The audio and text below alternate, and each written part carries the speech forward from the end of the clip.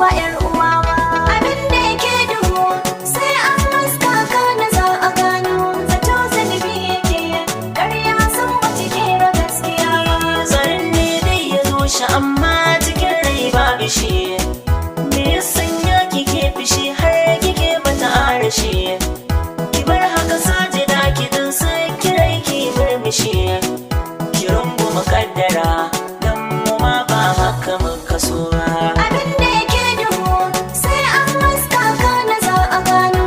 Zato zunubi yake ƙarya san ba kera gaskiya ba.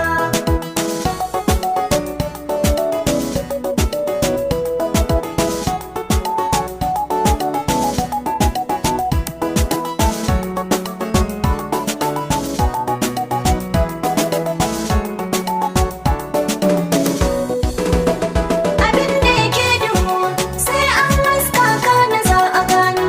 Zato zunubi yake ƙarya san ba kera gaskiya ba. Duk wanda ya ja girmansa shi ya kamata a girmama. Amma da kike ta soke aura kike wata takama. Kuma ta gidan kwaɗe a gare shi ki karɓi rangama. Idan kuwa haka ne gaskiya baki yau da can hali ba. Abin da yake duhu sai an haska kana za a gano. Zato zunubi yake ƙarya san ba kera gaskiya ba. Ki ce na aminta sai ya aure karki korafi. Rike ta ta san uwa ki bar yunkurin cin zarafi.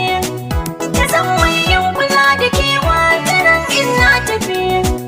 Biya ta sajida wanda ba zan daina tausayi ba. Abin da yake duhu sai an haska kana za a gano. Zato zunubi yake ƙarya san ba kera gaskiya.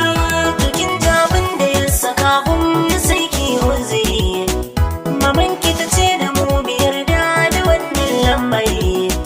Domin zai sanya ranta yayi daɗi ni kudiri.